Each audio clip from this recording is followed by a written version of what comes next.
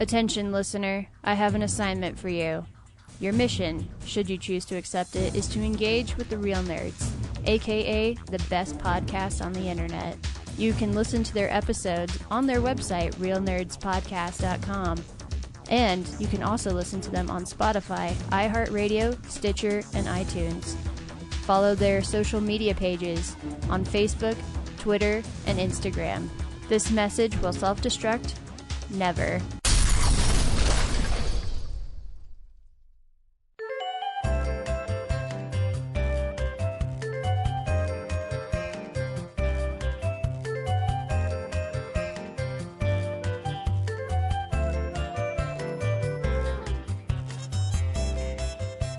This is Real Nerds Podcast, and for 10 years, we have been seeing a new movie every week and podcasting our experience to the world. I am Ryan. With me via Zoom is Brad. Hey. And Zach. And Zach. Hello. Sorry. I had something drop out. I'm good now. And eventually we will be joined by Corinne, evidently. Like I said, every week we see a new movie and we podcast our experience of the world for 10 years. We're 2 weeks away from our 500th episode, guys. I know, and I think there's going to be some heartbreak, Brad. What do you mean? So I have this thing, so I have the printout, obviously. For people that this is our first episode of listening to us, thank you. For our fans that have listened to us for a long time, thank you as well. So how we're doing this 500th episode, we went back and forth on a lot of versions. And we settled on one where it's like the Academy Awards, where there's a list of films, and every nerd sent me 100 except for Corinne. She sent me 50. And I was going to punish her. I was going to make her films only count as half. But then I was like, that's kind of mean. But so if you're only going to do half the assignment, come on. I know. Exactly. It's your own fault.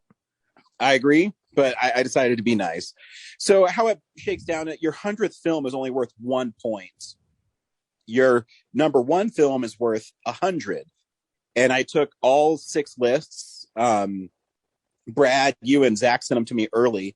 So I've had this thing half done for a while, and then the other list slowly trickled in. And as I was putting it together, I've shared this with Brad because Brad and I are putting something together for the episode. But out of 500 or so films, 271 were picked by the Real Nerds in their top 100.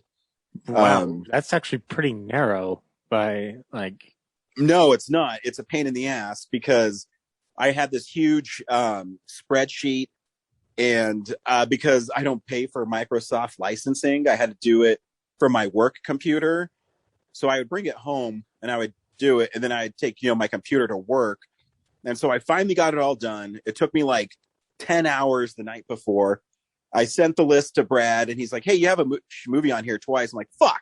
I'm like, okay. So I went to my list. I said, okay, it's supposed to be this one. And he says, oh, that's weird that this movie's not in there. And I went, fuck. So I had to go back and redo the whole list. And it kicked 2 movies off. And there's some movies that only one person picked. And those movies, even if they're really high, did not make the list. So, okay. It's really crazy. But then there'd be some movies that someone picked really high and only one other person picked, but it'd be like 5 or 6 points. But that would be enough to push it in the top 100. How I did the ties is I put the film that had the most nerds on the most nerds list above it.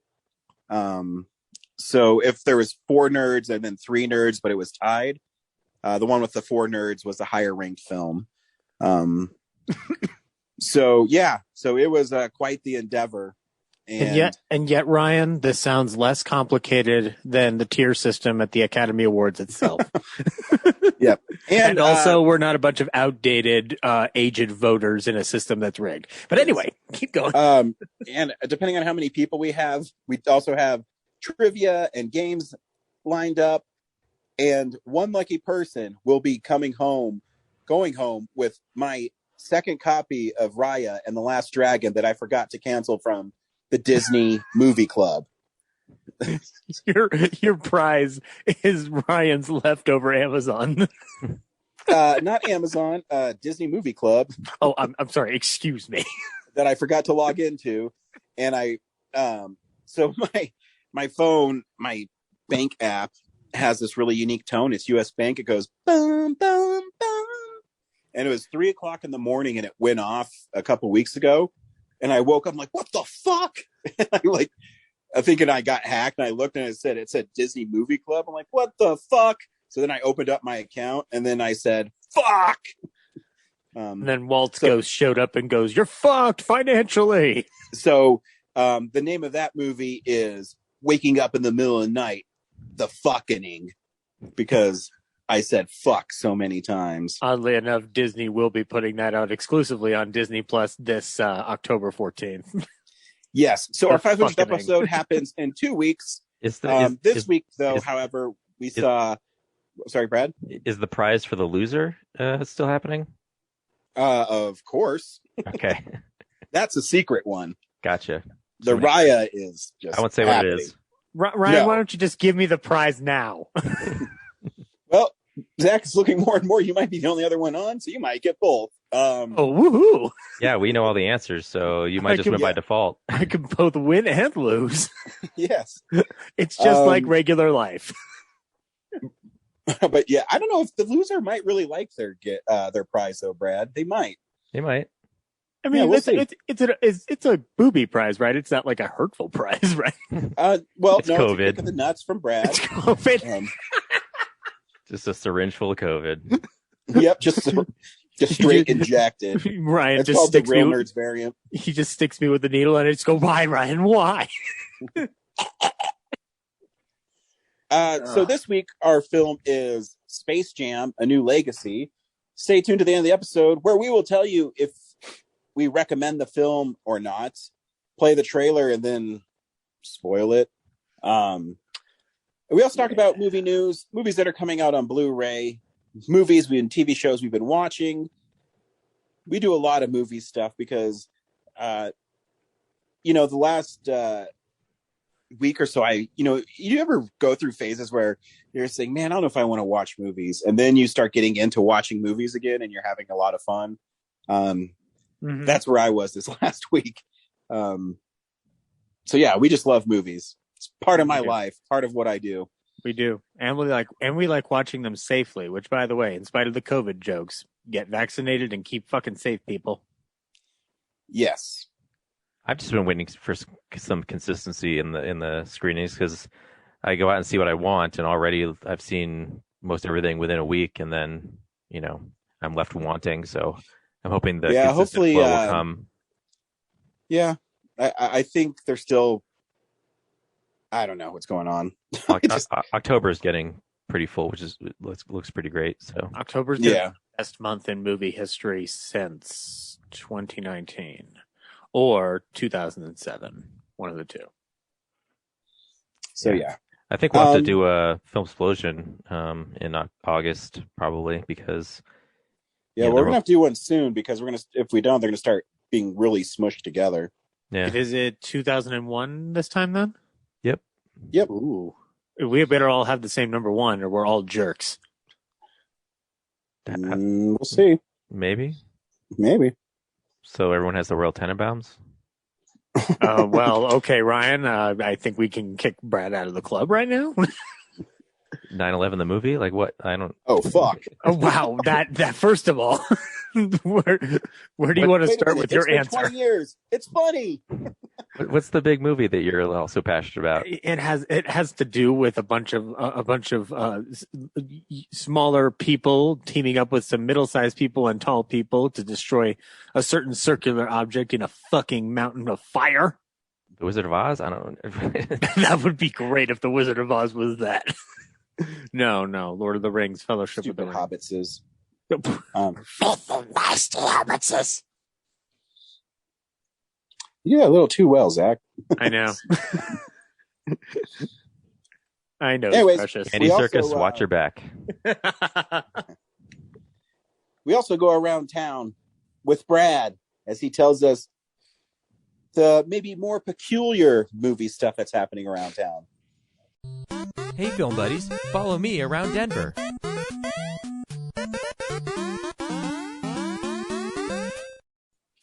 Yeah, at the drive-in, let's do the 88 one. The 88 drive-in, their lineup is currently The Boss Baby 2, Escape Room 2, Tournament of Champions, and F9. Boo. And the Holiday Twin on Screen 1 has Black Widow and F9. And Screen 2 has Space Jam: A New Legacy and Boss Baby 2. So When I saw a preview for Escape Room, one, I didn't know there was a first Escape Room. How the hell did I miss that? yeah, wow. And two, it seems like it's a teenage version of Saw. Well, that's what the first one's supposed to be, but apparently the first one's actually kind of fun from what I've heard. Sure. Yeah. We'll go with that. Yeah, none of us saw it. We don't know. Yep. But But it you know did what? well enough Maybe to get a it's good. sequel. Maybe it's good. I'm sure it's streaming somewhere. If it's streaming for free, maybe I'll check it out. If the world shuts down again, we will review the first Escape Room. It will not shut down again, Zach. Okay. Then we will never review the first Escape Room. It's really holodeck the movie. It's very futuristic. But they don't have Moriarty in that trailer, so why do I care? Yeah, What? I'm missing all the retro screenings the drive-ins had. Ryan, you don't know Moriarty's on the holodeck in TNG. This is what happens when you miss out on Star Trek. Yeah, Ryan didn't watch the show. Yeah. Am I missing? No, you're. If anything, you would stand to gain a lot by watching it. So instead of being exclusionist, I will just say, come on this journey with us. If there's a The Star steel Trek, books that are coming out look really nice, so maybe. well, Okay. if there's a Star Trek series you should watch, it's Next Gen. Agreed. I like TOS, but you should definitely just go for Next Gen. It gets you involved. TOS is classic, but seasons 2 and 3, like 3 really drops off the interest level. And you basically get TOS in those 6 movies, so you're fine without going through those 3 seasons. Yeah, It's good though. It's fun, but you don't have to. and Next Gen takes a lot of those stories and just makes them better. So, Mm-hmm. but it's a 7-season commitment, so good luck with that. Maybe. He's gone through shows before. He can do it again. Yeah. Well, they're hour-long episodes, and they're more dramatic than the movies. So, All right, Ryan, you have to choose between watching Next Gen or The Blacklist. oh, God. clear That's not winner. even a choice. There you go. I solved this problem and made Ryan watch Star Trek. I found out this week that our friend Kirsty Bryan is in this season of The Blacklist. Nice. This Yeah, week. she does. She's doing very well for herself. She shows up in a lot of TV shows. You may remember we promoted her for her role in in Hustlers a few years ago, and yeah, she's doing a lot of television. And it's funny that the show we malign so much is she's made an appearance in. So But that's okay. She needs to work. An algorithm is going to point her to one of our episodes talking about The Blacklist and what she's going to hear. And I'm sure she is wonderful in The Blacklist because she is a wonderful person. So probably the best part of that episode. I'm sure it is. There you go. Anyway, as I was saying, I'll watch the clip with her in it like I watched the clip of All Rise with her in it. or the one with Huey Lewis in it. I can't believe he's in that show too. Oh, yeah. Yeah, she's in a lot. Good for her. You know what her first appearance is, though, Brad? No. She's in one of your films. It's her first appearance, dude. Oh my God, I did work with her before. Yeah, she should definitely not have that on her portfolio. Which one was that for? I remember her running down the stairs. Bonsai Beer Cat. Bonsai Beer Cat. That's right. Oh man, I wish I remember that. We just had this high school reunion this week, and I totally didn't bring it up. That'd been Brad, Oh, you should have. You made a And tell her movie to put it on our IMDb page. You made a movie called Bonsai Beer Cat? Yeah. What's the plot of this? Well, it's a commercial. It's not really a movie. Oh, okay. Fake commercial. Yeah. Still sounds like fun though. Yeah, two dudes are sitting in their basement, just bored out of their minds, and then they decide they just want to drink beer, so they open up a telephone book to figure out where to buy. This is 2001, I think. And they find an ad for the Bonsai Beer Cat. They summon it, and it provides the beer, and just random women show up, and they start partying to Vega Boys, and yeah, it's ridiculous. And a bit mean to the cat. I was also thinking about our crotch shot one we did. Oh, championship crotch kicking? Yeah, because I love that because Carson's been popping up in feeds too, where it's he's like, bitch ass motherfucker. I like your there's no dialogue from you guys, but you can see you mouthing, no more balls, because you're the ref. Yep. Yeah. When we didn't care what was on the internet. We couldn't even put our videos on the internet when we were making those. No, YouTube I remember we wasn't had a thing like a yet. watch party with Adam's parents and his parents' friends, and they were laughing, but I think they're a little shocked about how vulgar we were. As they should be. Yes. Yeah, I'm working on a Blu-ray of all those, and so privately we'll be able to enjoy those again. Yeah, please don't soon. release those on the internet. Because they all had copyrighted music at the time, so the internet has since forced me to remove most of them. So, Oh, that's right. Yep, they can only be Bitch shared ass privately. Yeah. Anyway, the drive-ins. That's what's going on at the drive-in. Right on. Corinne, welcome. She's muted. She's here, but she doesn't answer. Gotcha. I would like to say there is something going on, not around Denver town, but in Boulder. The Dairy Arts Center has just reopened its doors, and they're kicking back up their Friday night series, Friday Night Weird. This week they showed Censors. This coming week you will be able to see the movie Settlers, which is a cool little sci-fi flick coming out from Magnolia Pictures, I believe it is. So go up to the Dairy Arts Center and support their wonderful organization there, and kick back to a weird-ass movie at 8:30 at night. Lots of fun.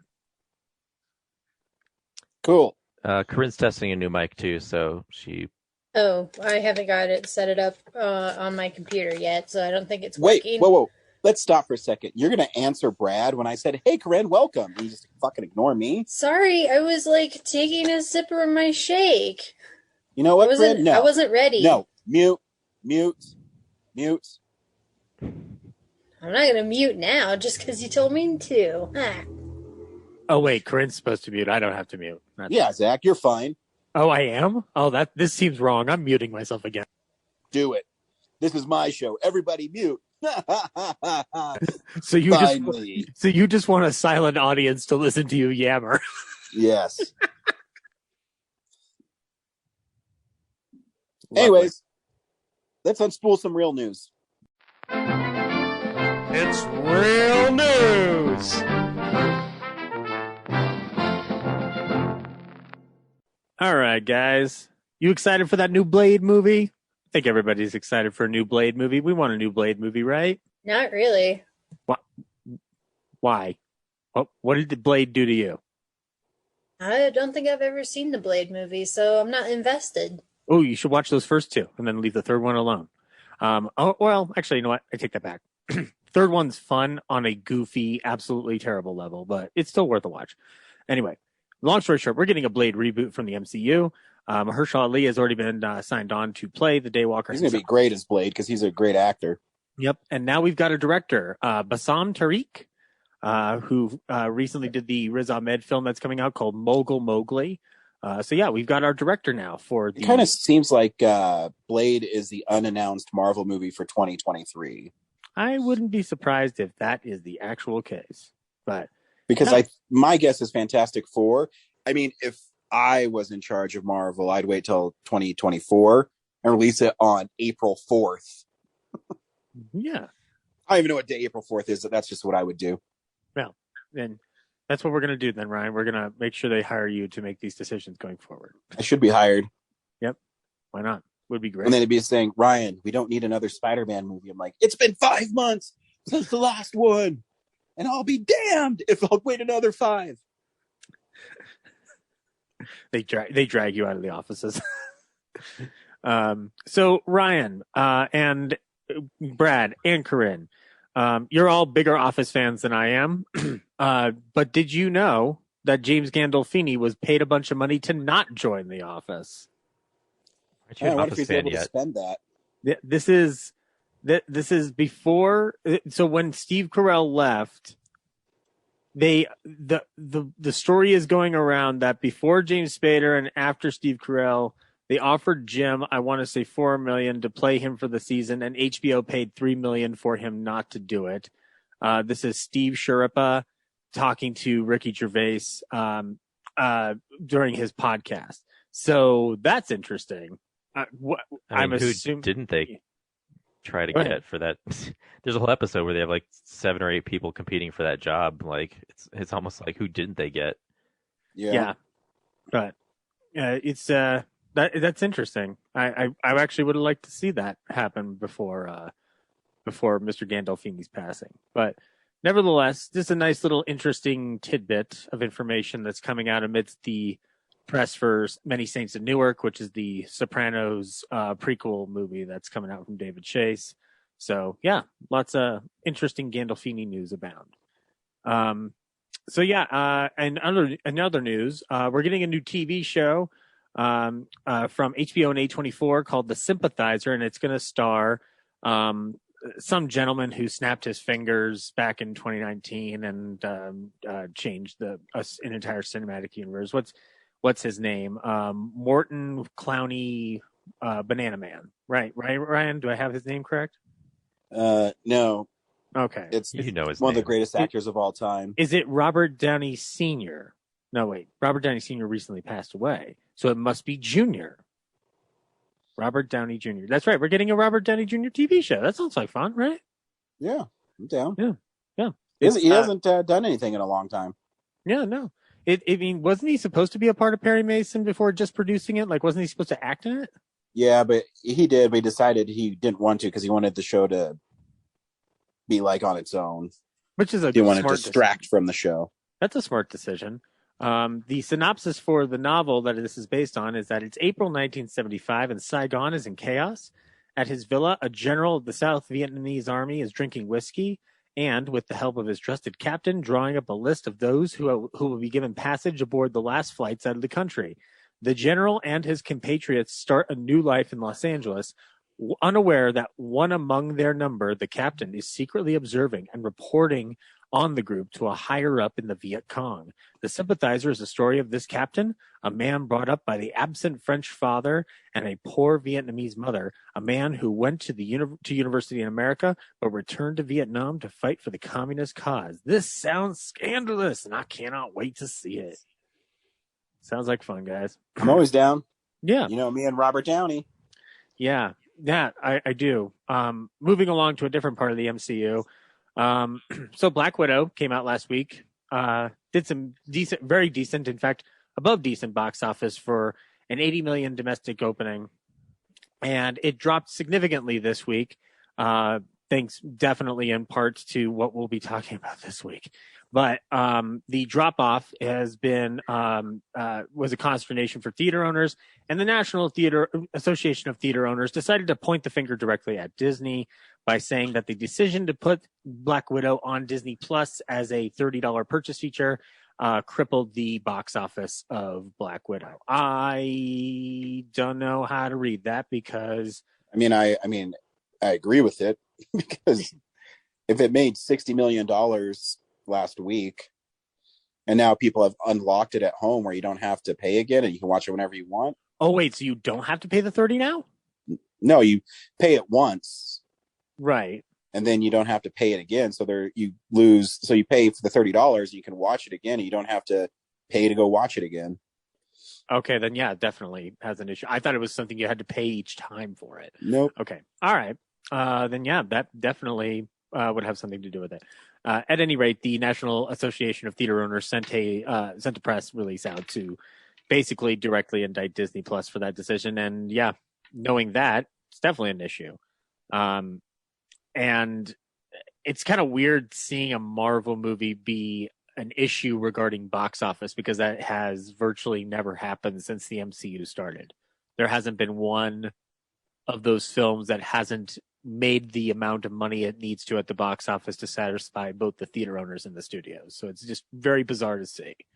I don't know. I mean, given how frustrating it was to find that Cruella was still a $30 purchase one, that's why I just went to the theater. So I guess people are just more willing to purchase it outright and then just watch it whenever they want to at home, which sucks, to be honest, because we saw Black Widow in IMAX, Ryan, and it looked fucking fantastic.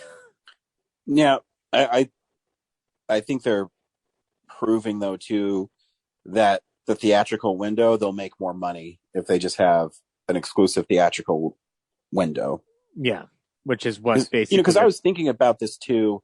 A lot of Netflix shows are canceled after one season because they spend a lot of money on them, but they only want you to, pay for the subscription. They don't care about your continued vested interest in these shows at all. They just want, well, here's something new. Here's something new. Here's something new.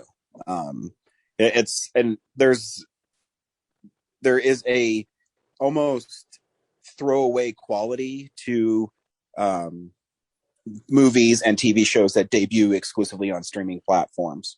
Because it's starting to prove it's starting to prove something that Scorsese was alluding to about it being content and not actual films, which is not to say that what's being made is purely content, but the streaming service is just treating it like content and not a piece of art. I'll talk about it in something I've been watching this week. Okay, fair enough. Right on. And then the last piece of news is actually a good piece of news. Clerks 3 is officially happening, courtesy of Lionsgate. They announced that they will be buying the rights to the latest sequel from Kevin Smith, and the plot of the film involves Randall getting a heart attack and deciding to become a filmmaker and making a movie at the Quick Stop. And they will be filming the film entirely in New Jersey, just as the first one was filmed, which is honestly a very nice sentiment for that to be done, because you could easily make it affordable to make Clerks 3 the way they did in Clerks 2 by filming it in LA, or even, going down to Georgia where the tax incentives are better. But they are choosing to film it in New Jersey where the original was filmed, which is very nice. And I heard they're starting next month. That's fast. Yeah. Well, he's been prepping this for over a year, because COVID definitely sidelined a bunch of stuff. So, I mean, it makes sense. As long as he doesn't make it NFT available, then I'm good.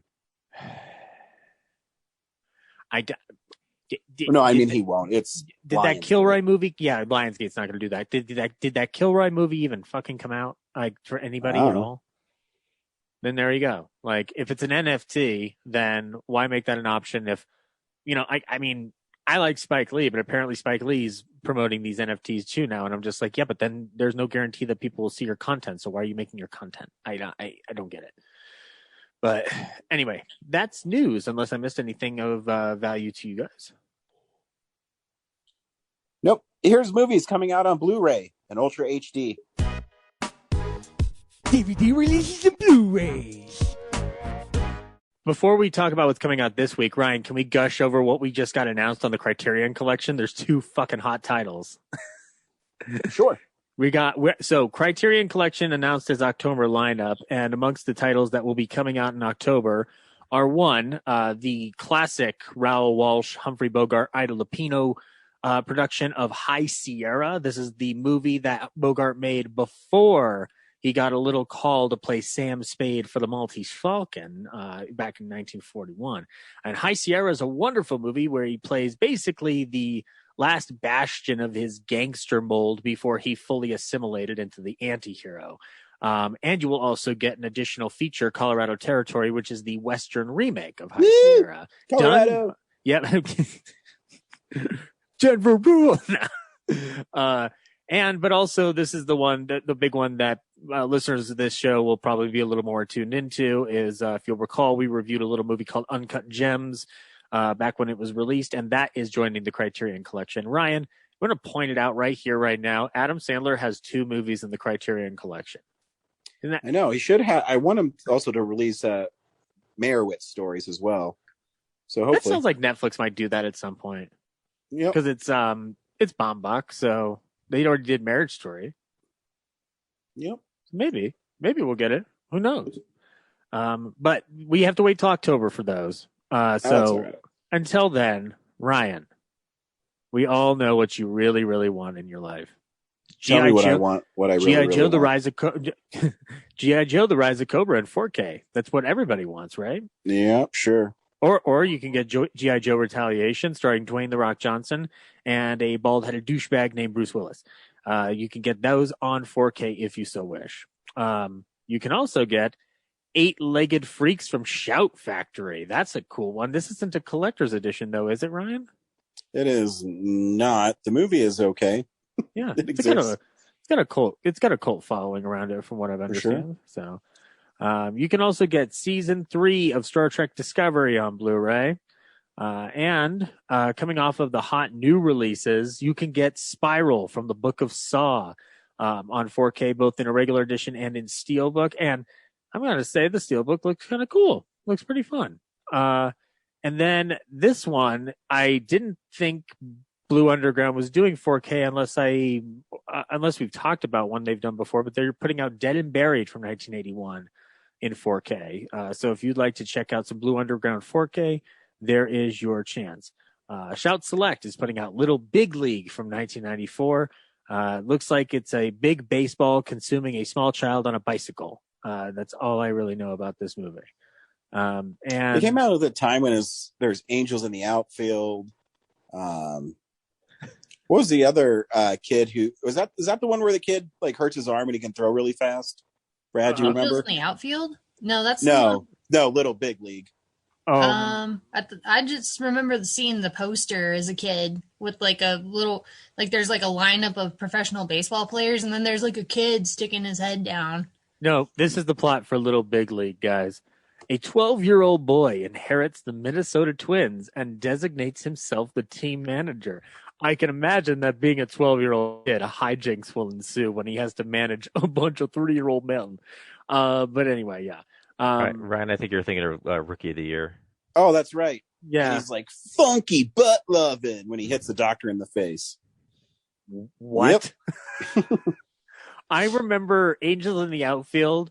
I saw the movie once or twice on video, but the trailer sticks out more in my mind because one of the lines is like, "Dad, when are we going to be a family again?" He's like, "I say when the Angels win the pennant." And it's just like, that's a stupid bet to make with your son because you know he's going to win because it's a Disney movie.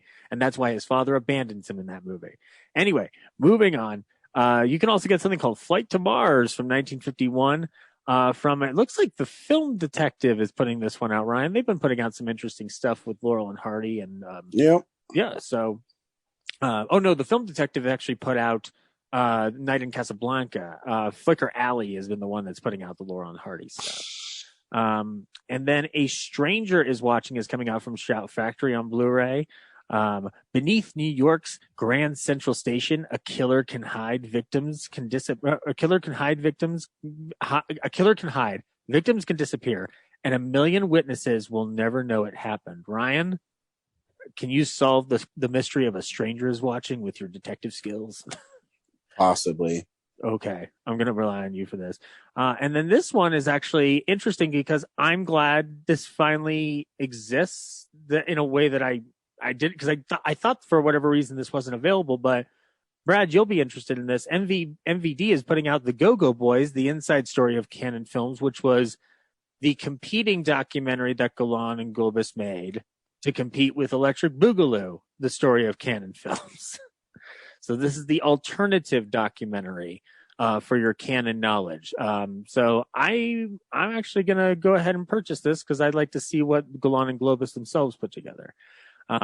Warner Archive is putting out Take Me Out to the Ball Game from 1949, featuring Frank Sinatra, Esther Williams, and a certain Gene Kelly, who also starred with Frank Sinatra in such sensational hits as The Pirate and Anchors Away. So anyway, check out Take Me Out to the Ball Game. You can also get the Gary Cooper, Paulette Goddard movie Unconquered from Kino Lorber. You can also get Gary Cooper and Jean Arthur in The Plainsman. In fact, I'll just say this right now. Kino Lorber is giving you a good selection of Gary Cooper movies this week. They're also giving you Claudette Colbert's The Gilded Lady from 1935, featuring Fred McMurray and Ray Milland. And then we'll bring it over back to Warner Archive for a second. They are giving you I Wouldn't Be in Your Shoes from 1948 and Step by Step from 1946. So yeah, a good chunk of fun things coming your way on Blu-ray this week. So the Saw movies are being released on Blu-ray again, but whatever. But, I mean, have they updated anything worthy? Like The cover any art. special features? Okay, that's not updates. That's as simple as changing a PDF for a second. I'm talking about bonus features. Well, if you're a cover art OCD person like me, you can appreciate having consistent cover art, but you do you, I guess. Fair enough. I mean, these covers do look fun, but I don't know if I'd say fun. I'd rather just have special features. Okay, fun for the Saw universe. How about that? Did you like that qualifier? Well, also they did that 8-pack, which I think they took all the special features out of. So these, I think you'll probably get them back because they're all individually packaged. We'll see. Maybe you never know. Maybe. All right. Maybe this was worthwhile. Yeah, I'll just announce it here. Yeah, you can go ahead and get your these new releases of the Saw films individually with saw blades that have little emblems inside them, like they're collector coins. And that's Blu-rays. Man, you skipped over Bye Bye Birdie with Dick Van Dyke. Unbelievable. I did not see Bye Bye Birdie here. Wait, do you mean Fitzwilly? No, Fitzwilly is in August. Oh, Bye Bye Birdie is this week. You're right. I'm sorry. Bye Bye Birdie featuring Dick Van Dyke and Paul Land coming to you from Sony Pictures 1963 classic musical film. Ryan, do you like this just as much as Mary Poppins, or do you like Mary Poppins more? I like Mary Poppins more, but Bye Bye Birdie's great. I'm in the camp of liking Bye Bye Birdie more just because. Well, you're wrong. No, this isn't about being wrong. Anybody can like any movie they like. I just appreciate how insane Bye Bye Birdie is in certain respects with it dealing with commenting on show business in general. Mary Poppins is like a heartwarming treat. Bye Bye Birdie's just like kick back and have a lot of fun. And amongst other things, watch Paul Lynde do one of the greatest musical sequences of all time with kids. I don't know what's wrong with these kids today. But anyway, yeah. Pick up Bye Bye Birdie. I'm sorry, I did not see that, guys. Thank you for pointing that out. What a dickhead. Why would I? What? No, I'm not a dick. I'm a generally decent person when I'm not forgetting about Paul Lynde movies. That's what I'm saying. Zach, We watched- I think you're okay. No, that's a lie. No, too. and I want, Corinne, I have to ask you because you brought this up on Twitter. Why do you like movies spoiled for you? I don't know. That's how I roll. When I got the last Harry Potter book, guess what I did? I flipped to the end of the book just to see how it all turned out. That's how I roll. I don't know what to tell you. Corinne likes watching all movies like they're Quentin Tarantino movies. Yes, you start at a middle point or an end point. And then Yeah, but she's not watching them. She's reading about it. Doesn't that take away something in the translation of the film when you go and see it, though? No, not necessarily. I mean, when I saw, Terminator 2, I already knew the twist that, Arnold was actually the good guy. So, I don't think that's a twist. I think that's in the trailer. Well, It is. It some literally people in said- 1991 didn't know about it, I'm sure. I mean, the movie sets it up so that it's kind of ambiguous. I think the marketing just did it wrong. Yeah, that's not the same as you reading stuff on Tumblr to see what happens in movies. I just don't get it.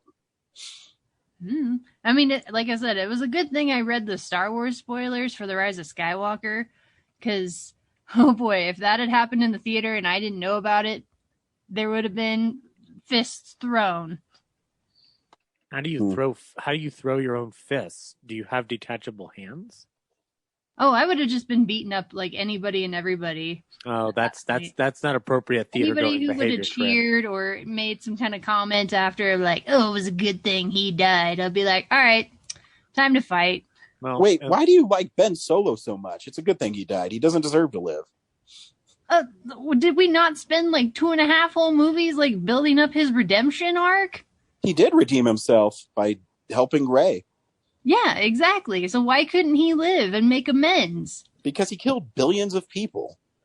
He was okay, but he's still alive. Like, can't No, he? that's unredeemable. You can't Darth redeem someone like that. Darth Vader killed the Emperor, and he still died. Yeah. Even though they redeem themselves in some form or fashion, they still have to die because they are the conventional villain. Because that's how Star Wars movies and most sci-fi plots work when they're not nuanced. Because they're just there to deliver the basic story. And That- Ben and I'll Solo had a lot more nuance from the very beginning than Darth Vader ever did. That, and I'll always stand by, they're responsible for the death of billions of people. They don't deserve to live. Yeah, well, Avatar: The Last Airbender and Once Upon a Time would like to have a word with you. And Rurouni Kenshin. I mean, I have watched Wait, a lot the of TV shows. show Once Upon a Time? Yes. There's a guy in Once Upon a Time that kills billions of people. Not billions, but one lady is responsible for the deaths of hundreds of people. Yeah, that's not And redeemable. she got a redemption arc. She's like one of the heroes by season 3. Yeah, you can't be redeemed from that. Only because she was under contract and they had to give her something to do. Oh no, she played a great villain. Ryan, That's it, Regina. She's the evil queen. And he fucking killed his own dad. You don't Yeah, get but even redeemed his from dad that. forgave him for that, Ryan. Did you not see the look on his face? he did stroke his cheek as if though to think there was still good in Ben. Exactly. That, or he's shocked that he just got killed by his own kid. No, it was definitely a gesture of love and forgiveness. Nope, shock. Also, Han Solo, like, Harrison Ford wanted Han Solo to die. That's the only reason he came back, so... Well, yeah, because he wanted him to die as far back as Return of the Jedi. Exactly. Yep. Can't redeem somebody for killing billions of people. He was Can't. only terrestrially involved in that. Peripherally involved. He was I'm pretty sure he making gave those the decisions. order. He was part of the First Order. He was part of the upper tier of people, but he did Yeah. not make the call to blow up that system. I can't remember the name of it. Ben Solo fucked around and found out, so... Ben Solo was only following orders, right? Yeah, so was Goebbels, and look what happened to him. Yep.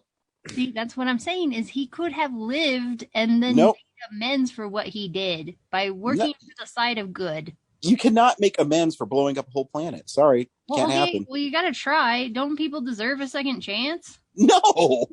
Okay, this isn't real life, though, Ryan. This is fiction. Yeah, even in fiction, you don't deserve a second chance for killing that many people.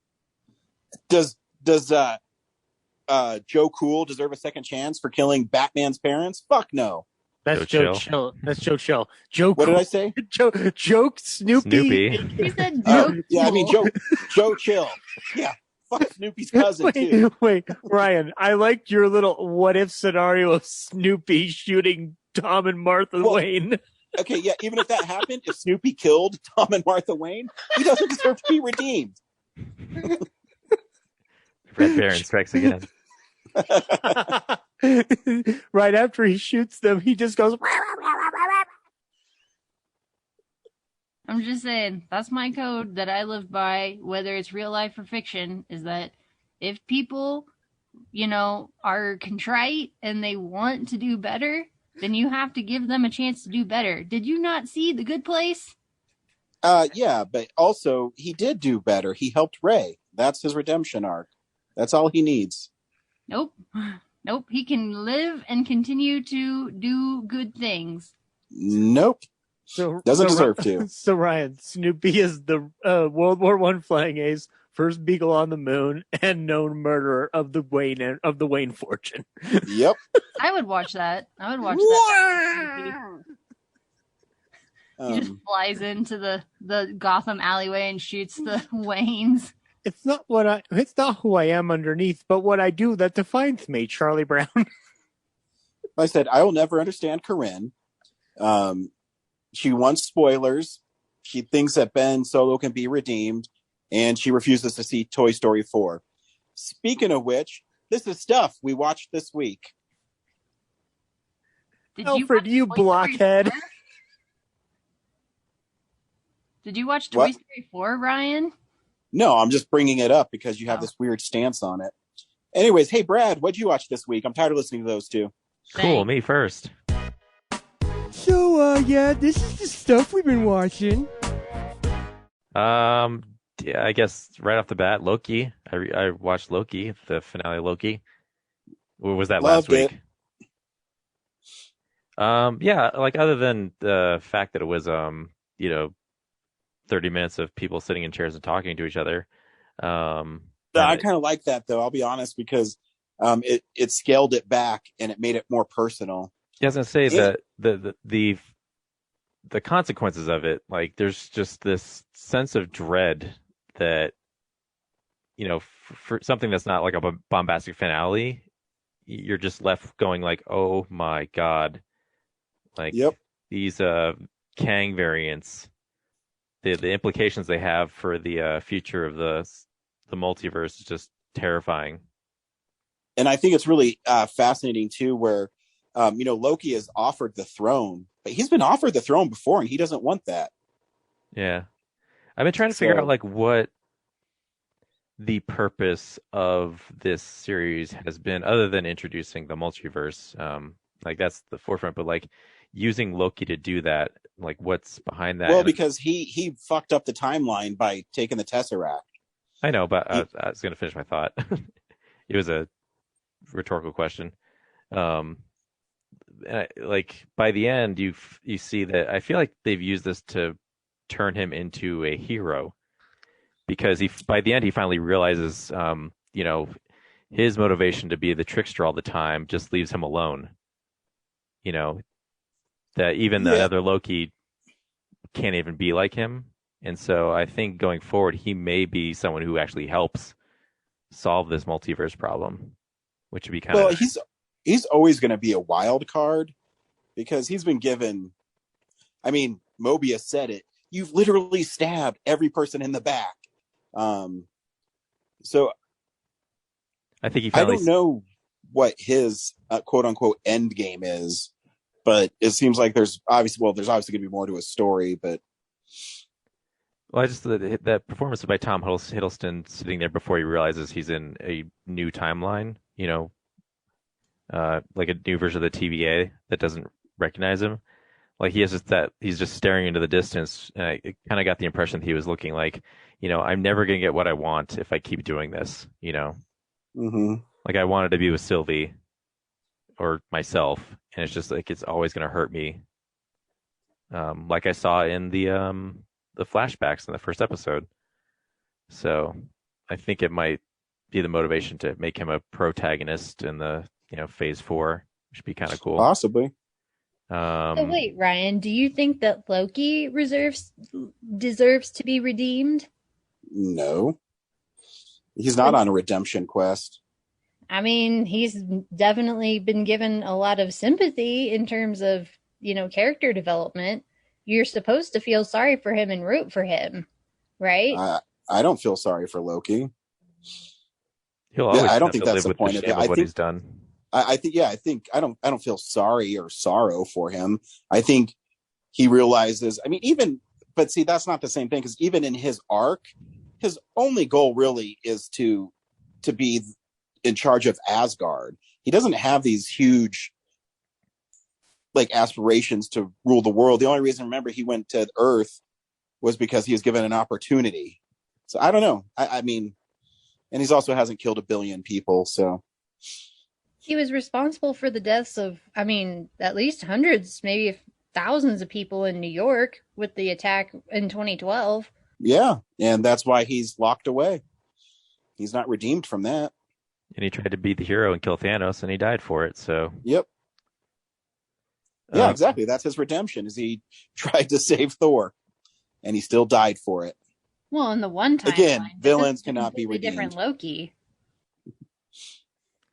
Where was I? Stay out of my boost. There's something else about that episode that I was curious about, but this discussion has derailed that. So yeah, just I was gonna say that I know, like, we had been talking about, like it might be Kang the Conqueror, and I didn't know that that's who the one who remains. I didn't realize that's who it was because they never call him Kang the Conqueror. Well, it's just kind of frustrating that you only find these things out because you have to go on the internet of like, oh yeah. So it's the same thing that happened in Justice League, the Snyder Cut, where like Martian Manhunter showed up and they never explained who he is or what he's doing there. I guess at No, the end it says I'm the Martian Manhunter, but you're like, what does that mean? But it's like here, like at least when, Zack Snyder, like I knew who that was the whole time, but here I'm like, I don't know who this dude is. Maybe it's Kang, maybe it's somebody else. I've never heard of the One Who Remains. He Who Remains is Kang from the 31st century. He tells you everything. He tells you he's a conqueror. Well, this guy is the guy but holding. People aren't super fans of the comics, so they don't know who Kang the Conqueror is. He's never been in like a Marvel movie or anything else before. True. I mean, but it's no different than Thanos looking at the screen at the end of Avengers. Yeah, but that was an Easter egg. That was like an end credit scene. This is part of the main episode, the finale. Yeah, and he tells you what he's up to.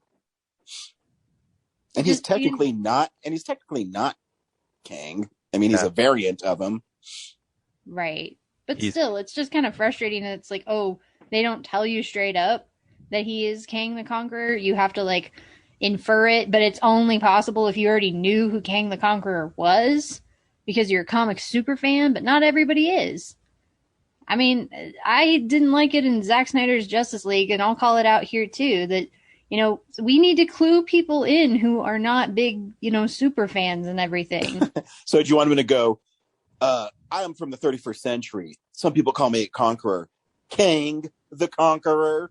I mean, maybe. Why couldn't he have just said his name was Kang? Because it's not. His name is He Who Remains. Would he have his sister Kodos with him? Hello. I'm pretty sure he was not, like, on his birth certificate, it did not say He Who Remains. Well, right. Yeah, because I think that's not his actual name. Kang isn't his actual name either. Anyway, I mean, it was okay. It was a decent finale. I definitely liked the last bit where he shows up at the TVA and he's trying to talk to Mobius, and Mobius is like, wait, who are you? Do you work in accounting? And yeah, that acting from Tom Hiddleston is perfect. I was reading, Ryan or Brad, maybe you can double check me, but I heard that Loki was supposed to be a 12-episode series, and like it got shut down halfway through because of COVID. So they actually basically split it into 2, and that's why we're going to get a second season. Had you guys heard that as well?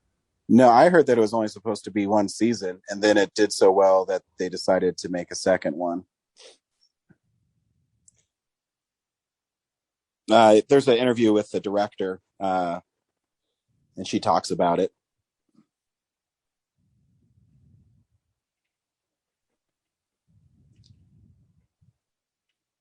Brad, what else did you watch? I guess I'll move on. Yeah, because Corinne just dropped off, I guess.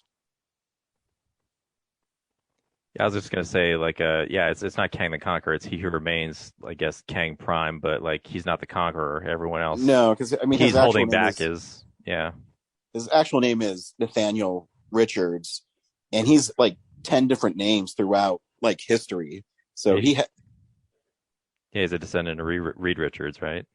Yeah, so he just goes all over the place. That's why he's also a pharaoh called Rama Tut. He's Immortus. He's fuck. Give me a couple more minutes and I'll think of his other shit. He is. But anyway, what else have you watched, Brad? Yeah, it doesn't matter. So speaking of Loki, I watched The Mask from '94 with Jim Carrey. Mm-hmm. I don't think I've seen it since then. And the backstory is that the mask comes from Loki. That's right. Mm-hmm. Yep. Hold up for you? No. It was a lot worse than I remember. I think the acting in that movie is horrible. It's a comic book movie, which I forgot about from Dark Horse. And I will say the animation and special effects are pretty impressive. Like they have a very Roger Rabbit quality to them, but the story is just so lame and the jokes are so bad. Stan Lipkiss is a bank teller who is just everything goes wrong for him. But they set up like with a cutaway shot that he's like into Looney Tunes cartoons, and I think he's into like Acme stuff and like Tex Avery specifically because they reference the Wolf cartoons a lot. well, he has like a magazine in his work desk drawer that's something about Looney Tunes, and then when he goes home, he's watching them on his TV before he finds the mask. So yeah, it just deals with because the villain by the end of the movie also takes on the mask, but he doesn't turn into a silly goof. He kind of turns like into a demon. Yeah, like a Frankenstein. I haven't seen the movie in so long. Yeah. So anyway, that guy's running a crime front through his, I don't know, Copacabana club or whatever. And then Stanley Ipkiss basically turns into a cartoon character for an hour and a half and thwarts that, and realizes he doesn't really need the mask. He just needs self-confidence and to get everything he wants. And yeah, it's just kind of lame. The police guy in there drove me crazy. His line delivery when I just always remember, all right, unfreeze. Oh, yeah. Ugh. And the dog is trained really well to do some cool tricks and stuff, so that's fun. Like the whole scene where the dog has to go steal the keys so he can break out of jail is pretty impressive. But yeah, I was like, I'm just so surprised that this movie was so popular back then. It really just coasted on Jim Carrey's star power at the time. It's a living cartoon. Like there is still an affection for it. Like it's been a while since I watched it, but I remember liking it the last time I watched it. Like it is literally watching a cartoon come to life. Like not in the Roger Rabbit way, but like the next best thing to that. Like if you're going to manifest it in a human form, is literally the man with the rubberest face in the world, Jim Carrey. So. I mean, but I guess I'd have to rewatch it to see how much it's aged. Yeah, it's just the jokes are cheesy, obnoxious, and just direct rip-offs of stuff from the Acme stuff. So anyway, yeah, that's it. I talked about Barb and Star last week, right? Yes. Yeah. So that's it for me. Corinne, what did you watch this week? Not too much. Other than Loki, just two things. I started binge watching a show called Virgin River on Netflix, and it is just pure, just cheesy melodrama. Kind of the same sort of vibe that you get from one of those like Hallmark Christmas movies, but maybe like a slightly better writing, slightly better production value, but very cheesy. I think I compared it to Everwood at one point. I was like, it's kind of in that vein, maybe a little bit more melodramatic, but it's about this nurse from Los Angeles who she has some kind of marital issues. You don't find out what exactly until like midway through season 1. So she leaves Los Angeles and she goes to this small town in the mountains called Virgin River, and she meets this handsome bartender, and they kind of hit it off, and she's supposed to be helping this elderly doctor who's, he should be retiring soon, but he's like really cranky and he doesn't think he needs the help. And so anyway, it's like a lot of drama. And so there's 3 seasons. I'm already like halfway through season 3. So there's only like 5 more episodes left. It's 10 episodes per season, 3 seasons total, and it's like 45 minutes an episode. So, I mean, it goes by pretty fast. But they always leave you on a cliffhanger. So you're like, oh shit, like I gotta watch the next one. Because I was like halfway through the first episode and I'm like, really? Like, this is it? This is all we're gonna get? And then the cliffhanger comes up and I'm like, oh, okay, I actually have to start watching it. So it's okay. I think season 1 was maybe the strongest just because of the different dynamics between the characters, and there's maybe only like 4 or 5 people that they focus on for the first season, but then in the second season they kind of expanded out to maybe like 8 to 10, and then they expanded out even more in season 3. And so there are certain people and storylines that I'm like, I don't care about them, so I fast forward. So by the time you get to season 3, but season 1 was a lot better. And it's kind of interesting how, so not the main couple, but there's a secondary couple on the show, and you start off kind of liking the gal because she kind of, comes in and she kind of tells it like it is, and the guy is like really grumpy and doesn't like anybody, doesn't trust anybody. But then by the end of the season, it's flipped because the gal gets like really involved and she oversteps boundaries with other people, and the guy's like finally starting to come around on certain things. So you're like, it's so frustrating. It's like, I was rooting for you, and now you're just being this little turd. And then the other guy's like, okay, I'm glad to see you're growing here, buddy. And so it is what it is. It's just kind of stupid, fun, mindless show. So it's sometimes those are okay. Sometimes shows like that are okay. Yeah, it's the kind of show that my stepmom would watch. And I actually, when I started watching it, I was like, have you ever heard of Virgin River? You would like it. And she's like, oh yeah, I've already seen it. So anyway, check it out if you want. It's called Virgin River. It's on Netflix. I don't know if there's supposed to be a 4th season. I haven't heard or bothered to look it up yet, because once I get to the season 3 finale, I might be like, oh, like what's going on? Like I gotta have a season 4, but I don't know what's going on yet. And then the other thing I watched is I watched the latest episode of The Owl House, and it is fantastic. The show continues to deliver really good content. The plot was great. We got a lot of good character revelations and character growth. You get to meet, well, I guess we've met him earlier in the season, but one of the antagonists who was introduced late season 1, early season 2, and he, you think he's just this like little brat, and sure enough, like you kind of find out why, and you're starting to be like, oh no, like I want to adopt him, like precious little baby, you should not have to deal with the bullshit you do. And it was just really interesting. You got, I think a lot of the people I was interacting with online, they were so caught up in like the character revelations that we got that they kind of overlooked, I think, some of the big plot things that happened just because it's kind of hidden in the background. It's like, oh, so nobody's talking about the villain's plan that was basically revealed in this episode and some of these other details that are going to be pretty big down the road. But okay. But it's kind of fun to, everybody's kind of theorizing and like, oh, maybe this character is related to this character, or this character is like, wanting to do this. I don't want to spoil too much for you, but it's a really great show. Good for, kids. I'd say, 5 and up would probably enjoy it. But it's The Owl House. Season 1 is on Disney Plus, and then season 2 is elsewhere. I think it's like Disney Now or something like that. But anyway, I highly recommend everybody at least check out season 1. But season 2 so far has been a lot better. So that's all I've been watching.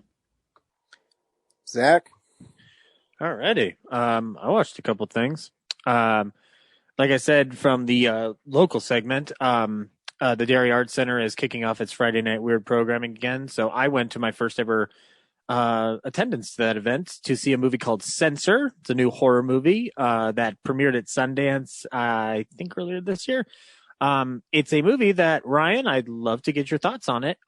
It's kind of like if you took In the Mouth of Madness and made it about the video nasty scandals that were going on in the UK in the 80s. For anybody who doesn't know what the video nasties are, I'm not an expert on it fully myself, but there was a big crackdown in the UK on horror titles to the point where several mainstream horror titles and obviously low-level horror titles were banned in the UK, and it was illegal to sell them in the UK. And the story of this film involves a woman who is working for the censorship board that's censoring these horror movies and either giving them the approval to be released or to be banned and rejected. And she comes across a tape or a film that's being screened for approval that may or may not connect to her past with her sister disappearing. And the film goes off into a mystery territory of does something within the world of the horror films being made in the 80s and the late 70s, early 80s have anything to do with her sister's disappearance. And the movie is really, really good. It's an hour and 24-minute movie that crams a lot in super efficiently. It's got some good scares. The main form of terror that's pulsating through it is actually a commentary on what censorship, the actual, like, what the consequences of censorship. And it's like, it almost speaks to the larger issue of censorship, period, when it comes to film specifically, using the UK video nasties as its main footing. But it gets at like an essential truth about the consequences of censorship and the perception that people who have the desire to censor art are at the foothold of from an emotional point. Really fantastic, super well put together. Like, it looks like it was on a low budget, but it moves efficiently for that, and it has a lot of creative flourishes to make it look like it has a bigger budget than it does, and it's pretty fantastic. I had a good time with it, Ryan. So I think if anybody's going to appreciate it, it probably will be you. Sweet. And then I was a guest last night on the Punk Rock Horror podcast, and they asked me to come on to talk about David Cronenberg. And it's been a while since I've been back to Cronenberg land, so I crammed in 4 of his movies within the span of 48 hours. So I started off with a movie that I had never seen before, which is called Crash. And it is a movie about people who are sexually attracted to car crashes. And Crash into me.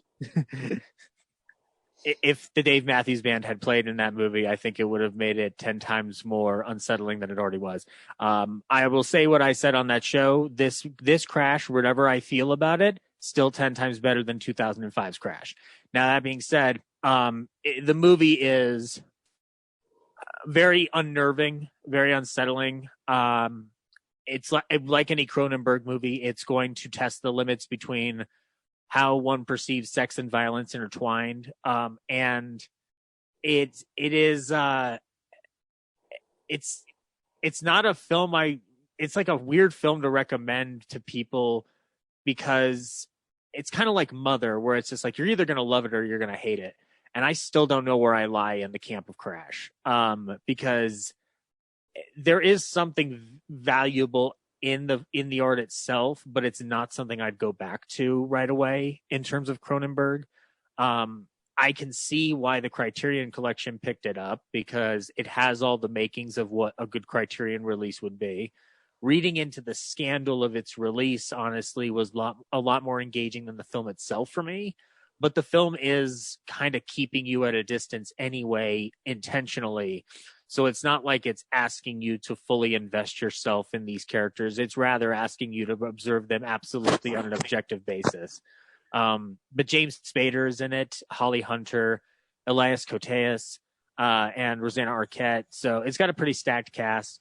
One of the most bizarre sequences in the movie, hands down, for me, apart from pretty much everything else going on, is the group of people that get together that have this similar fetish. One of the scenes involves Elias Koteas and another stunt driver recreating for this group of enthusiasts the James Dean car crash that killed James Dean in the 50s. So it's Cronenberg walking a fine line between what an audience will take and not take, and there's a part of me that will always approve of that, but there's also this element of me going like, I don't know if I'd watch this again. So yeah, I know my review seems a little like wobbly, but the movie is very hard it's hard for me to make a judgment call on it. It's got James Spader in it. How can you go wrong? Did you hear what I said about the plot of the movie, correct? Yeah, all I heard was James Spader, and then I tuned the rest out. Okay, James Spader sexually attracted to car crashes, and then that's what you need. I mean, to know. That kind of seems like James Spader's MO, if we're being honest. Well, he did turn into an AI who might also be Was Ultron sexually attracted to car wrecks? That's my question. Maybe. We never saw a car wreck on screen. I don't know, Ryan. Is there a Marvel issue that covers that? No. Just checking. It's also really weird to see Holly Hunter doing it, to be honest. But I guess Holly Hunter it's not the Holly Hunter we think of today in certain respects, but I guess I don't know, like, she's always been an adventurous actress, so it's not like this is like unwarranted of her to do. But anyway, though, I also went back to Scanners. Scanners is still a lot of fun. I liked digging into the bonus features on that because they had some interviews on the Criterion with the special effects team. And one of the stories, I don't know if anybody's heard this, but one of the special effects guys by the name of Gary, when you watch him being interviewed talking about the special effects, everybody else is kind of like, a little bit more flippant and a little bit more engaging in the interview. And this one guy, Gary, he's the most calm, straightforward individual you will ever listen to in an interview. But then everybody else around him talks about how essentially crazy he is. And he's responsible for the head explosion bit that Scanners is so famous for at the beginning, being pulled off because they had to shoot that outside of the location where the majority of that scene takes place because of, I think it was scheduling or it was a reshoot, but they had the design all set up, but they didn't have any way to trigger it off to where the head would explode. And so this guy, Gary, sits in the back as the special effects wizard with a shotgun pointed straight up at an angle at the back of the head. And then they blast the head as the camera rolls, and the effect that you watch, there's a guy in the back with shooting a shotgun blast that's creating that effect. So it's quite fascinating to watch. And given what the production was on that film and how much the script was being rewritten and retooled, it's amazing that the movie comes out as wonderful as it is in certain respects. And then I rewatched The Fly, which is still a masterpiece. That's a great way to reinvent The Fly. And Goldblum's wonderful in it. Gina Davis is killer in it. Ryan, you and I have talked about this before, but that scene with her giving birth to a little larvae is still creepy as shit. Yep.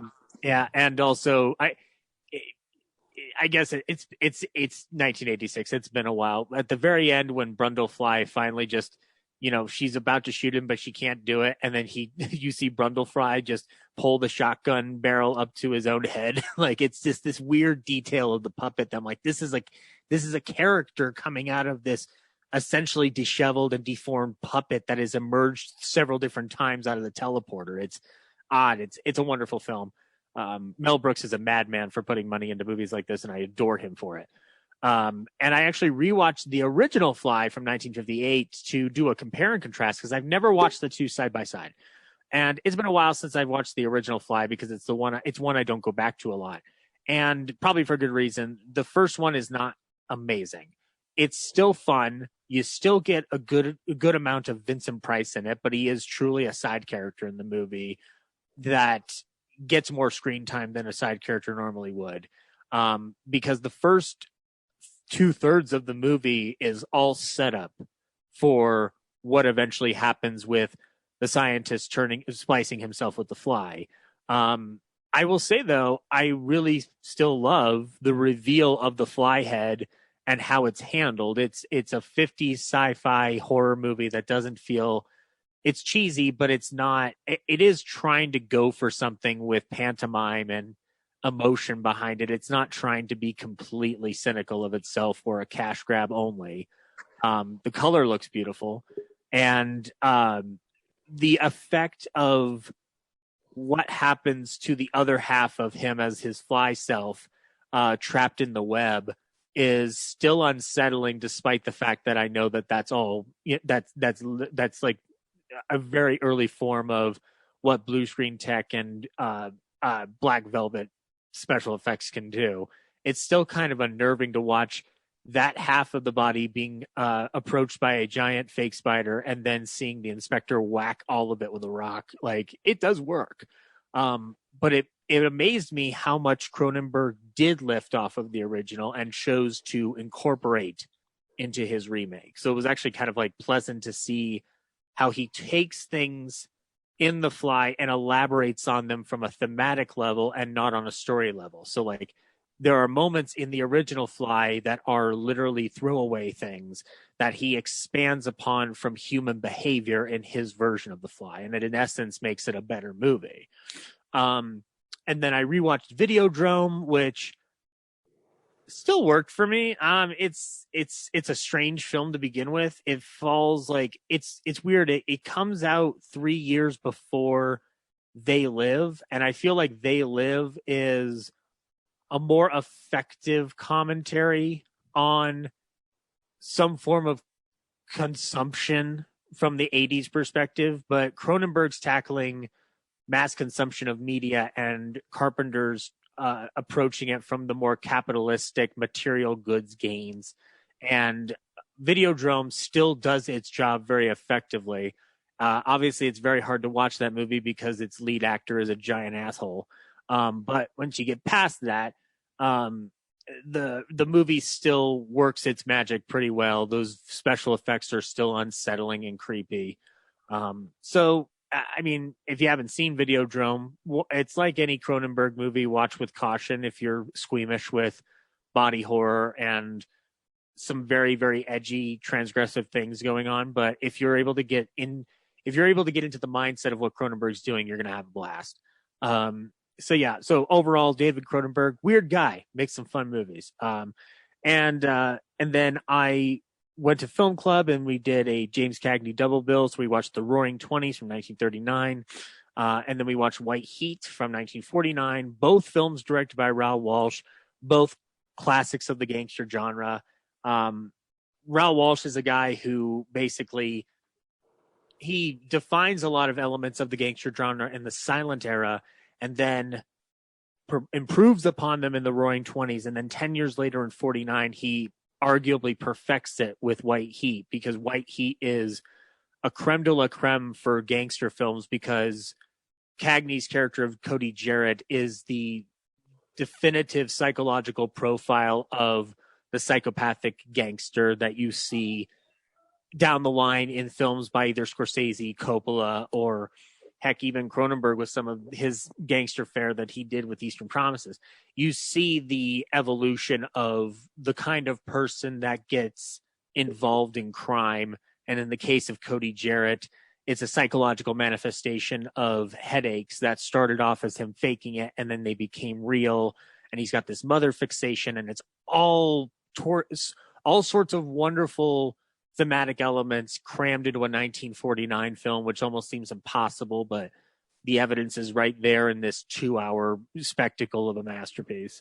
So yeah, if you haven't seen White Heat or The Roaring Twenties, check them both out. They're fucking incredible. And then the last thing that I watched was more Futurama. I finally started digging into the Comedy Central seasons. And it's been a while since I've been back to those seasons, and I didn't watch them as often as I watched the first Fox run. And they're still funny. I think that forwarding them pushing forward in time episode is still a masterclass. It's still a lovely story, with especially when Leela shoots a message in the cavern on the green that Fry then sees over 1 billion years later.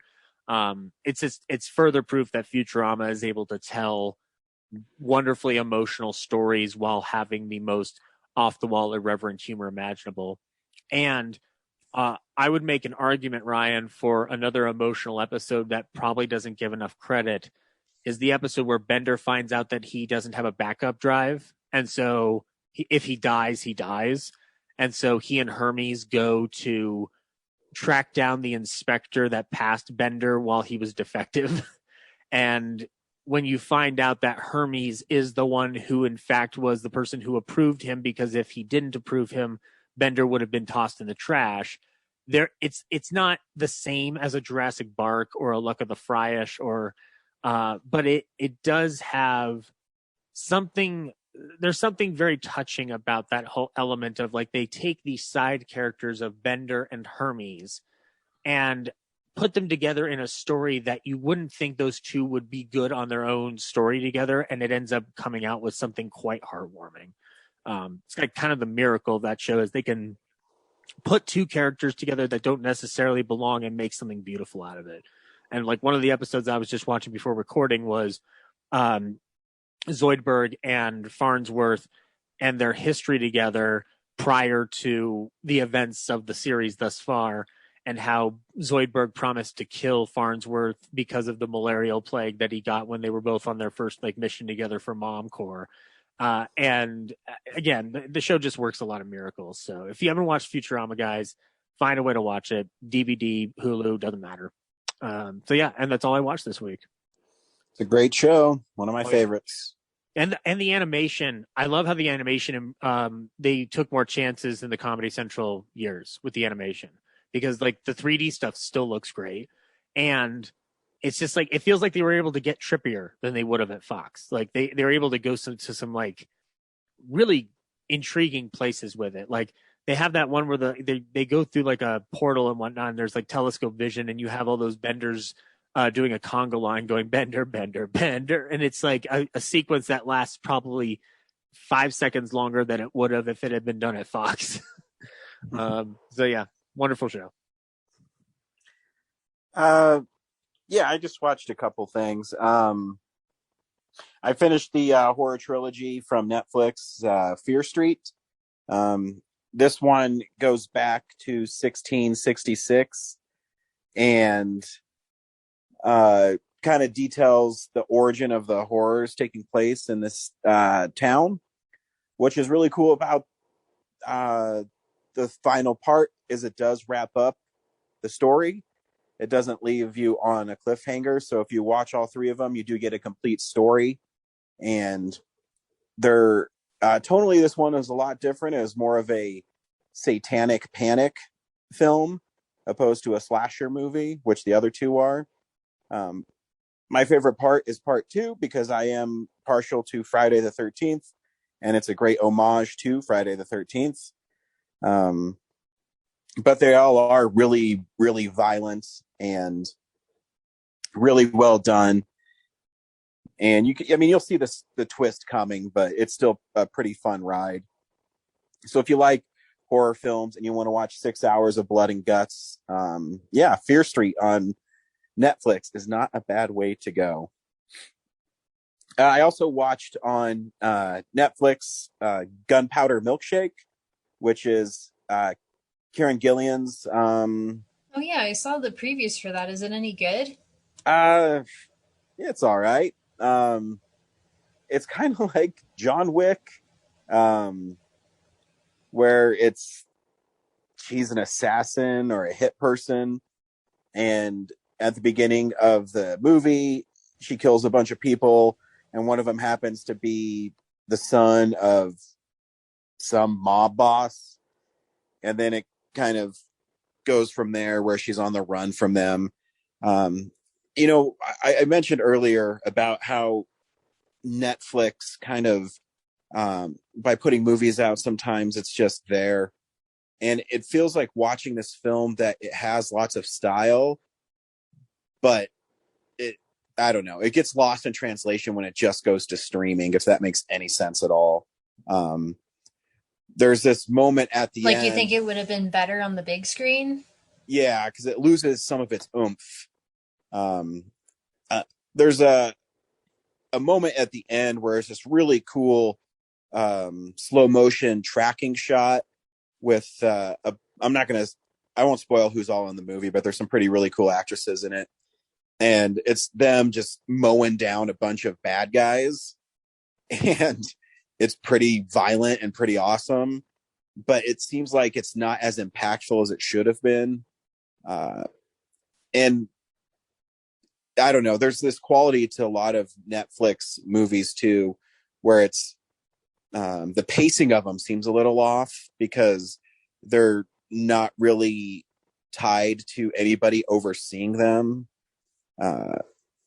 where they can kind of just tell their story. And I think that's still the problem with Zack Snyder's Justice League, is what happens when you give him everything he wants.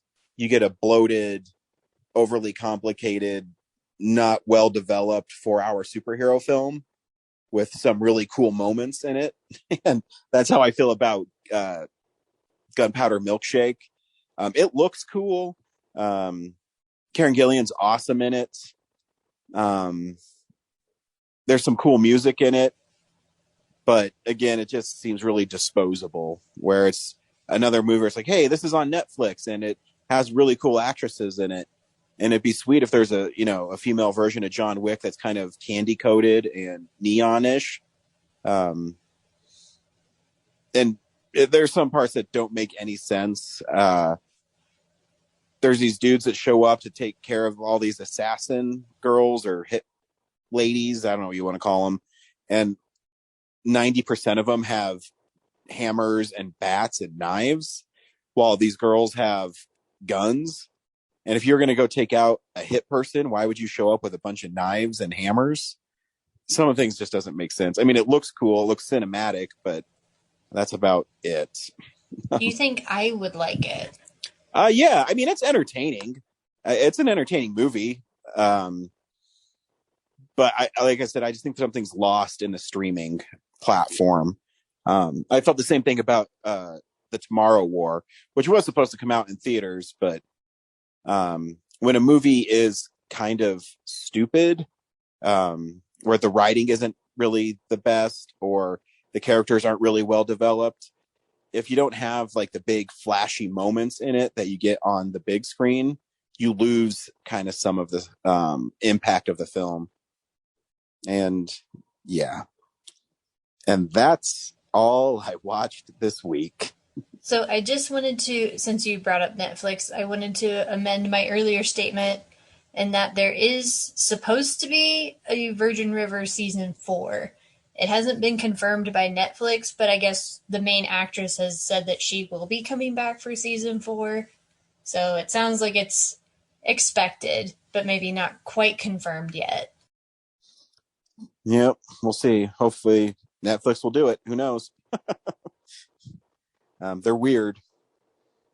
I mean, Stranger Things is getting a season 4, right? Yeah, that's because it's it's culturally relevant. It's transcended Netflix. Right. But, I mean, I would say Virgin River probably cost them a lot less money to make than Stranger Things. Yeah, but I mean, Stranger Things is something where they can still point to and get people to subscribe. What you're telling me, I've never even heard of the show, so. Right. Well, but then again, I don't think it's a show you would really seek out. And it's probably not. It's not one that the Netflix algorithm is going to recommend to you unless it's on Laura's account. Which, yeah, Laura might like it. Yep. Maybe. This week on Real Nerds Podcast, we saw Space Jam: A New Legacy. Brad, would you recommend people seeing Space Jam? I don't know. I didn't hate it, but it is really noisy and bombastic, and the rules don't make sense. They don't have to. It just makes me feel old watching it because it's just nonstop. It's just relentlessly bombarding you with humor and colors and noise, and but at the same time, I actually thought the story was better developed than the original. I actually bought LeBron James as a decent lead actor in it. So yeah, I don't know. I think it's fun. It's just, it's a lot of it's just a sugary candy for the senses. Corinne, do you recommend Space Jam? I do. I went and saw it on Saturday in the theater, and then I went to a party after, and I mentioned it to some people, like, oh yeah, I went to see Space Jam and I liked it. And they're like, wow, you liked it? I was like, yeah, like maybe we should all go see it tomorrow. And then we didn't. We ended up doing something else. But, I was telling people, like, you should check it out. You should give it a chance. And from what I've heard of the people who have seen it in my friend circle, it seems to be kind of, divisive. Like maybe some people were like, it was fine. And then other people were like, oh, no, it was terrible. So I guess I fall on I really liked it. I wanted to go see it again in the theater. And I probably will at some point. And then I was rewatching clips on HBO Max today. And I thought it was a really cute movie. It's kind of got this same like zany energy of the first one, but it's definitely got a lot more like plot and like character development to it. And sometimes like it does do a lot of like self-fillating with like the whole HBO and Warner Brothers stuff. But it honestly, I think once they started playing basketball, I was like, okay, this is a good movie. But you kind of have to get through a lot to get to that point. Zach? Because I don't know how to recommend this film because I don't hate the first Space Jam, but this one kind of left me pretty cold. So I guess I don't recommend it, but I will talk about it after the trailer. But I was in the theater where there were a bunch of families in the audience, and I heard the kids laughing at the Looney Tune antics, and that gives me hope that it will make new Looney Tunes fans in the process the way the first Space Jam did. But there's issues I have with this film for any bright spots that are in it. So I'm kind of at a weird 50% on this where I'm like, there's a merit to this in certain respects. And then there's a lot where I just find it absolutely wrong-headed of Warner Brothers to do certain things that they do in this film. But I will just say this, if you're looking for a Looney Tunes movie that still absolutely captures what the Looney Tunes are technically supposed to be, they made that in 2003. It's called Looney Tunes Back in Action. This is a Space Jam movie. It's unabashedly a Space Jam movie. And if the job was to capture the fever of that first film, I think technically they succeeded. But like I said, we'll get into it after the review, but I don't know if I can fully recommend the film, to be honest. I don't know if this or Fast 9 is my least favorite film of the year, but it's close. And it's not funny. It's not well acted. I mean, Don Cheadle's pretty good in it. I'd actually push back on the Looney Tunes stuff. I don't think it's a real representation of Looney Tunes. One, because Bugs Bunny says Doc way too much in it. Like, he says it like Rick says Morty and Rick and Morty. And it kind of grated on me. I didn't like the character of Daffy in it. I don't think he was zany enough. Oh, yeah. Yeah. I don't think LeBron James is a good actor. He basically had one emotion in this. I could not get into this movie at all. I never laughed. Actually, I laughed at one little bit. Marvin the Martian shows up for some reason. And he's going through his ray gun, and there's a part where it says Charles Ray. It's really funny. That was funny. That was a funny sight gag. That's the best joke in the film. The rest of it is just garbage, and it has nothing to do with Looney Tunes or anything. We're gonna pump up LeBron James, because even they have this like hype thing about everything LeBron James has done. Yeah, and then it's similar to what they did with Michael Jordan in the first Space Jam. I know, it's to me, that's not a movie. It's just, oh, look at, yeah, he's a great basketball player. Yeah, and they even mention it when they're playing the basketball game. It says he plays the best low post of anybody in the history of the game. And it kept on feeling to me they had to put this stuff in to get LeBron James on board. And they had a bunch of like LeBron James product placement through it. Oh, it drove me crazy. Here's the trailer for A New Legacy. Basketball camp is next weekend. You got amazing potential on the court, and I can help you get there. That's not what I want, Dad. You never let me do what I want to do. You never let me just do me. Hold up. Wrong floor. Bet Will Smith ain't got to deal with this. Dad! Down! What in the Matrix hell? Welcome to the space.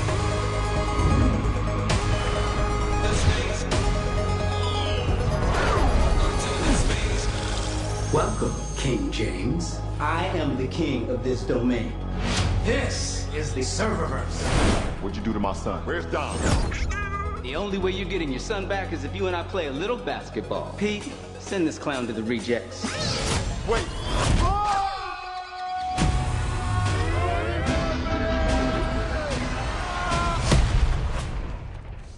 What is this? I'm a cartoon? What's up, Doc?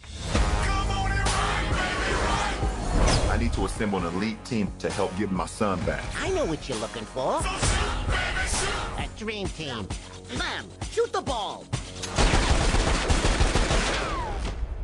Let's try that again, shall we?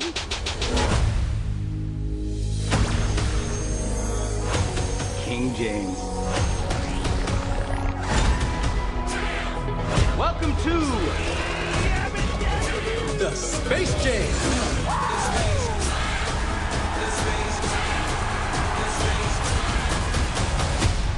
Introducing the Goon Squad!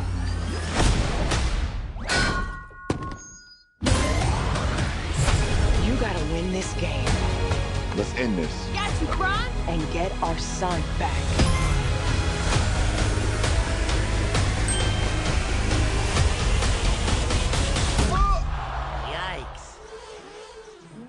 Yikes. Classic. Welcome to the Space Jam. I'm going old school on his butt.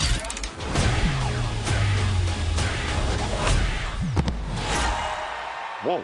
Welcome to the Space Jam.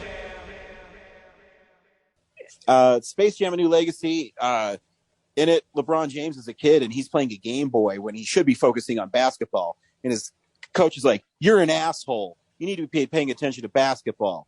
And then that's all he cares about. So now he's an asshole to his kids, but his kid wants to develop a video game, but he wants his kids to play basketball.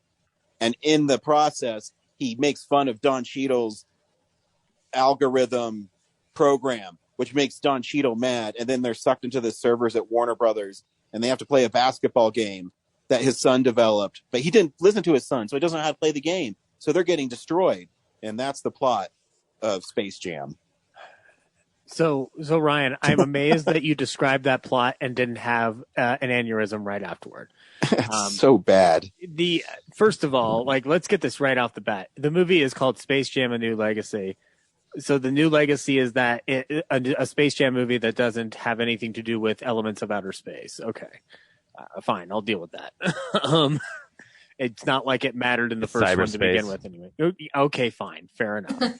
Well played, Brad. Well played. Okay, see, they do use the spaceship to fly around to the different worlds. Okay, that's also fair. And Brad, you should be working for Warner Brothers. So I was sitting there during the movie going, "Be like, I guess it's space because of cyberspace." So, yeah, and that was able to calm your brain down for more than 5 minutes. I mean. I'll be clear, Ryan. When my impression of how they handle the Looney Tunes here is not positive. The positive element that I found was that it was fun listening to hear families and other folks enjoying the antics that they were presenting. But as somebody who, like you, has spent a lot of time with those Warner Brothers shorts, it's hard for me to separate out what Looney Tunes is supposed to be versus what the Space Jam version of Looney Tunes has always been since that first movie in '96. And they didn't really do much to adjust the errors in the first one in regards to how the Looney Tunes are portrayed. The one thing that they do that I appreciated the attempt, even though they don't succeed, is allowing Looney Tunes to be Looney Tunes in the middle of this game, because there are a lot of times in that first movie where they are trying to adhere to basketball tactics. And in this one, the lesson learned is you've got to let the Looney Tunes be the Looney Tunes and absolutely fuck with the court. But the Daffy Duck's low level portrayal in this piece was disappointing, to say the very least. How do you just relegate him to the coach role? That just doesn't make any sense to me. He needs to be on that court with the rest of them yucking it up. And it's and too. I also, this is just me being get off my lawn guy, but I also don't like that when LeBron James goes into Toon World or whatever the fuck it's called, and he says Bugs Bunny, Daffy Duck, Marvin the Martian, he's introducing them to people like we're too stupid to know who they are. I mean, I everybody knows who they are. It's not. They did it in Mortal Kombat, but no one knows who Cabal is in Mortal Kombat. I get that. Yeah, no, that was helpful for somebody like me with Mortal Kombat. With this, but I don't know. It's just hard for me to. I don't know. Just so much of this movie irritated me, and this is me too. I really dislike annoying extras in movies. I don't know if I'm the only one, but the extras during the basketball game, they were always pumping their fists and doing shit when there was no sound coming out of them. Mm-hmm. And the dude who was supposed to be Mr. Freeze, Arnold Schwarzenegger's Mr. Freeze, drove me fucking insane. He was always behind Don Cheadle, and it was driving me fucking crazy. I mean, I'm not I will not diss the quote unquote the direction of this film is 10 times better than the first Space Jam in terms of the visual and technical acumen.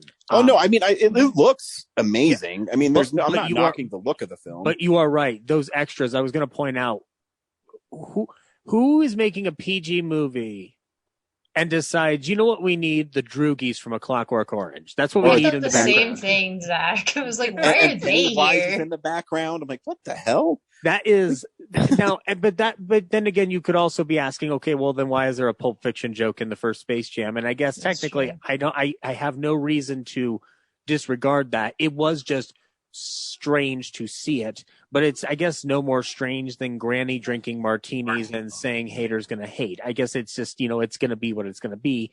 The Looney Tunes have always referenced pop culture of all variants, whether family entertainment or adult entertainment. So it's not like this is out of the norm. But my understanding is that with the adult characters in there, it is weird, but I think it was an excuse to renew copyrights for some of those things. That's totally fair. So like they literally use that as a tool to. It makes sense for a lot of how they handled this film. Can we talk about the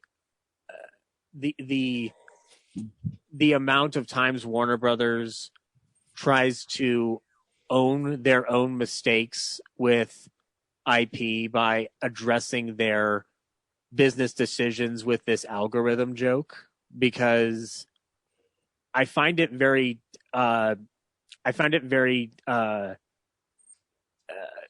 terrible of Warner Brothers to poke fun at their own selves for the terrible business decisions that they have made over the last 5 years in a way that that is not justified, because it's almost just like, no, you've made terrible decisions that have like damaged careers, and so like you owning a joke about it in Space Jam 2 seems super disingenuous to me. And not hey, Corinne, mention, you liked the movie. What did you like about it? I mean, it was just kind of fun to see all those characters again on screen. I liked the sequence where they were going around and collecting all the tunes.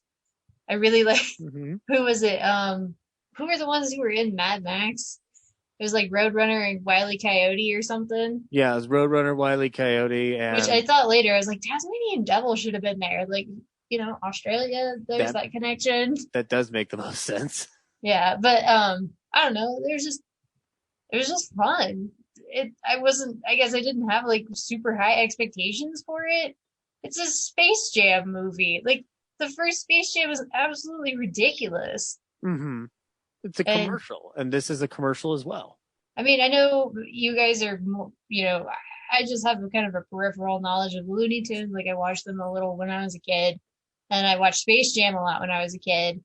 So I'm not, like, I guess, so well versed in the Looney Tunes lore as you are, but I felt like they got the Looney Tunes right, that they were just loony, and the whole sequence of, like, Wile E. Coyote and duplicating the balls, and they're just kind of wacky. I felt like it had like a good energy to it, and seeing the different animation styles, like, a good chunk of this movie is in the 2D animation.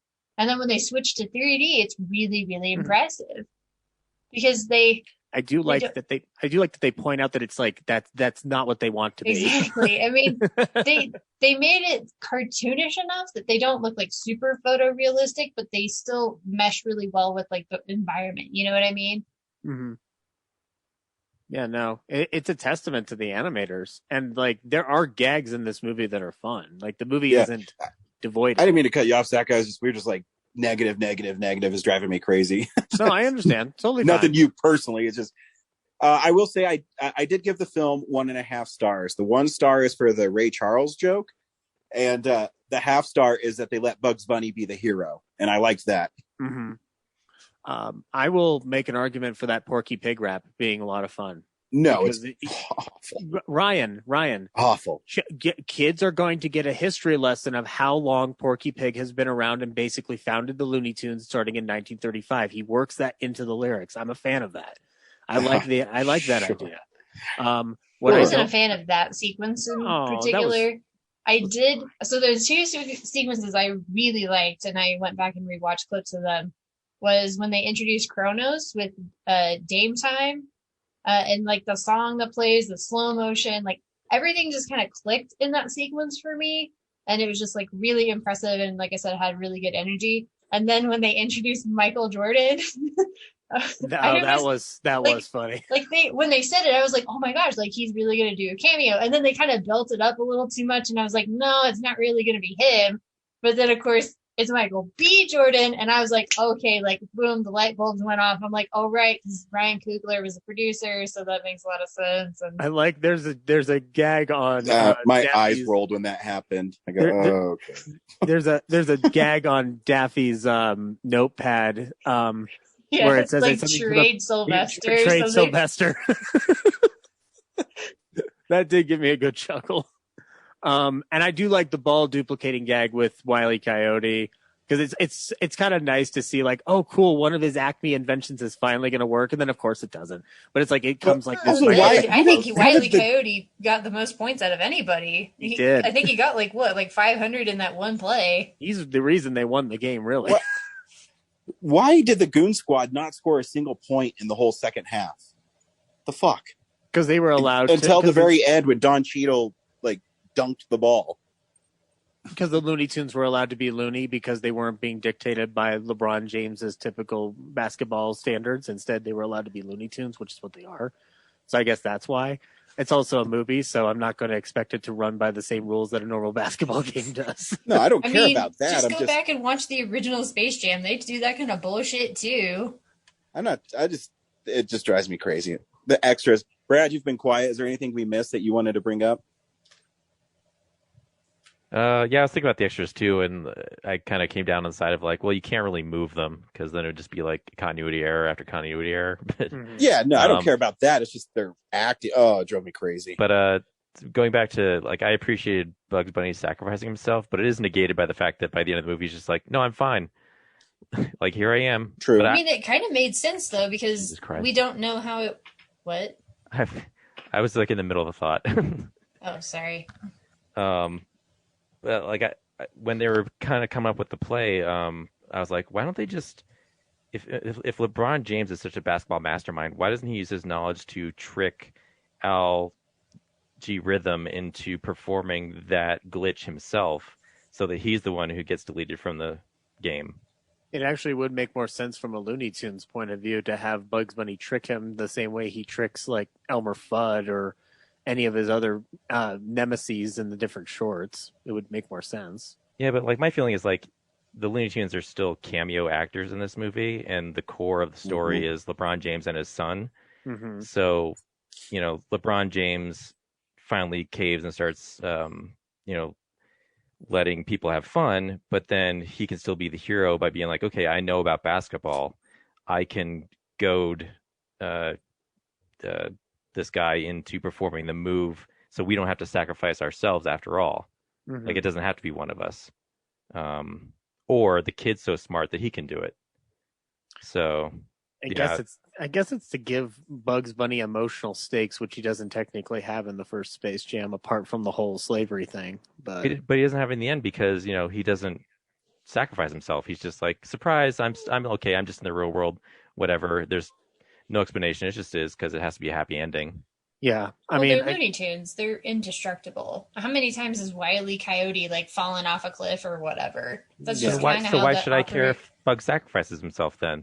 Yeah, you're right because everybody else does. But again, the issue, Corinne, is that if he dies, then, and we know he can come back because again he is a cartoon character and he is a Looney Tune, then the emotional moment of him glitching away is literally tossed in the garbage by that point. So it's like almost like, why have it? Yeah, it doesn't mean anything. It's just like, oh, he was going to make it anyway, so he's not really making a sacrifice. Mm-hmm. I mean, it's Space Jam. Did you really think somebody was going to actually die? No, I was just saying, like, you could save your just random ending by not sacrificing Bugs. Like, LeBron and his son could just defeat him himself, and not have to find an explanation of why he came back, or just saying like he just came back and there's no need for one, and we're just going to end the movie. But I will say though that maybe it lends to the fact that, like Ryan, you said that you enjoyed that Bugs Bunny was the hero in the movie. Yeah, So, I mean, at least they gave them that in a movie that's supposed to be about the Looney Tunes as well. yeah. And I'll say one last thing that irked me, and then I'm done. I don't like that Ingrid Bergman was in this film. Mm-hmm. Yeah, But because they're, I mean, I guess you got to hit it's those supposed four quadrant properties, Ryan. I know, right? The 45 to 87 demographic. I don't know, too. And I just, I get, is it supposed to be funny that LeBron James is upset that he's Robin? I mean, I don't know. I guess I'm just a stay off my lawn kind of person, but it just, to me, I get why Yosemite Sam is there, but it also, because his name's Sam, but it doesn't make any sense why he would be in Casablanca. And well, have you? Well, he was technically in Carrot Blanca when they did that short. He plays the Strasser equivalent in Carrot Blanca. Yeah, but why is he playing the Sam part? Just because his name is Sam. I agree with you. It's stupid because they just did it because his name is Sam. It doesn't make much sense. And that they have that film. I will say though, it's nice to see Ingrid Bergman that big again. But yeah, I don't know.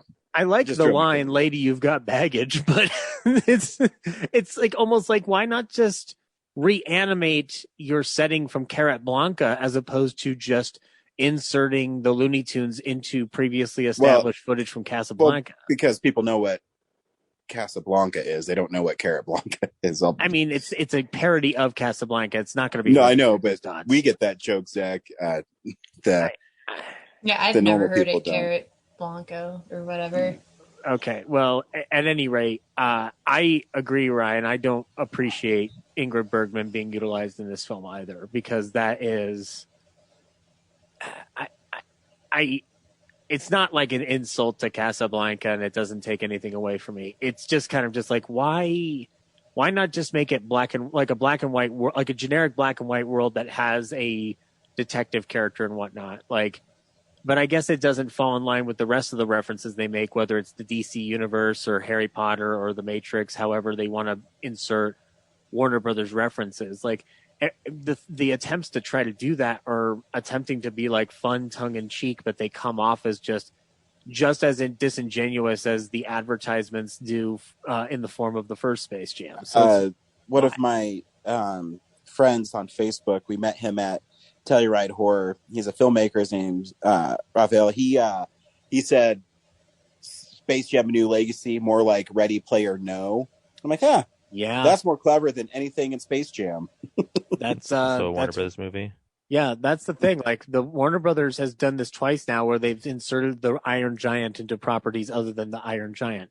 But Ready Player One is fun. Space Jam is not. And that makes sense because that's what's written in the book. The book is, from what I understand, the book is referencing those things directly. Space Jam is conjuring this up with 4 to 5 writers to basically say, let's throw all the Warner Brothers things we can into this jumbled mix of a movie, which, okay, that's fine, but that doesn't mean it's going to work. I did appreciate in DC World that they attempted to capture certain elements of the animation style from those DC shows. Mm-hmm. Like, I really like that sequence. That was fun. And I did like the idea of Daffy Duck setting up his own superhero videos. That actually was kind of funny. He's just like, I'll save him. Like, oh, no. Like, Superman's going to kill me. Like, I better deflect the blame to the pig. Yep. Yeah. Anyway. Next week, I don't know. What do we see next week, Brad? Snake Eyes, I think. Which one? Snake Eyes. Snake Eyes, that's right. I'll see any movie with Henry Golding in it. Oh my gosh. Viacom's Paramount's Snake Eyes, G.I. Joe Origins, Harry Golding. I guess Old is also out, but like I think I'm done with Shyamalan's chick. Yeah, I'd rather see Snake Eyes. Or Pig with Nicolas Cage. Do you want to see Nicolas Cage? Okay, fair enough. You don't want to see Nicolas Cage hunt down people who took his pig? Yeah, you can watch it. It doesn't have to be the movie of the week, though. Yeah, I mean, I don't know. I want to see a fun movie. And hopefully Snake Eyes is fun. I mean, the trailers look really fun. I mean, it's got Henry Golding in it. It's going to be fun for certain Yeah, and people. it's like ninjas and shit. Yeah. Between this and Shang-Chi, I'm just like, what is going on with all this like ninja stuff? I don't even think, isn't Shang-Chi supposed to be like Kung Fu? I don't even know. He is the master of Kung Fu, yes. Okay. But then Snake Eyes is Japanese, I guess? I don't know. I'm going to find out. And G.I. Joe Origins presents the Snake Eyes story. When are we going to get Cobra Commander's origin story where they bring back Joseph Gordon-Levitt? We're just not going to get that, aren't we, Ryan? We're not going to get it. I don't even know anything about G.I. Joe, but Henry Golding's in it, so I'm going to go see it. Well, they're the real American hero? Well, Corinne, when you learn enough about them, then you'll be able to say, now I know, and knowing was half that battle. Is Snake Eyes a villain? Like, I don't even know. No, he's on their side, I believe. I don't know. Who cares? He looks cool. Here's the villain origin story. Julie, look, Corinne, he's designed to sell toys. That's the premise. It's no different than a Transformer. It's designed to sell you a toy. Do you want to buy the Snake Eyes toy? No. Okay, then it didn't work for you. You're not hitting their quadrant. Anyways, thanks for listening. Bye. Bye.